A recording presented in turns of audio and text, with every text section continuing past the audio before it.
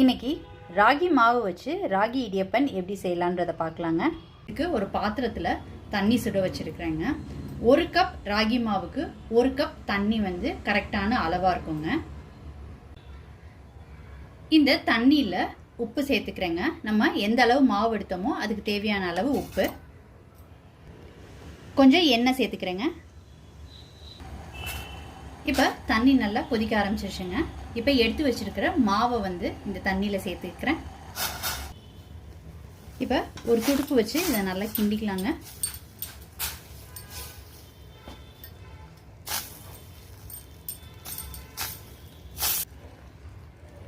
இதை நல்லா ஒன்று சேர்த்து கலந்து விட்டுக்கலாங்க. மிக்ஸ் பண்ண மாவை அடுப்புலேருந்து இறக்கி கீழே வச்சுருக்குறேங்க. இது கொஞ்சம் ஆறட்டும். ஆறுனதுக்கப்புறம் ஒரு அகலமான பாத்திரத்துக்கு மாற்றிக்கிட்டு இதை மாவாக பிணைஞ்சு எடுத்துக்கலாங்க. ரெடி பண்ணி வச்சுருந்த ராகி மாவோட சூடு கம்மியானதுக்கப்புறம் ஒரு அகலமான பாத்திரத்துக்கு மாற்றிக்கிட்டு எல்லாத்தையும் ஒன்று சேர்த்து ஒரு மாவாக பிணைஞ்சு வச்சுருக்குறேங்க. இடியாப்பம் புளியறதுக்கு மாவு இந்த மாதிரி சாஃப்டாக இருக்கணுங்க.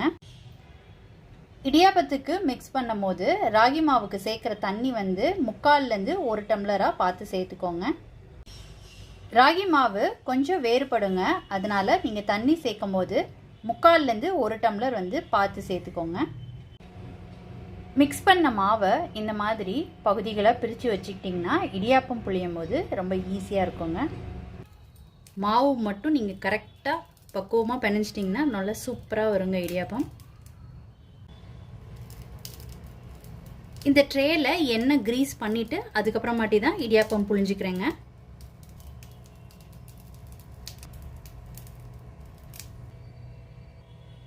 இப்போ ஸ்டீம் பண்ணி எடுக்கிறதுக்கு எல்லாத்தையும் சேர்த்துக்கிறேங்க.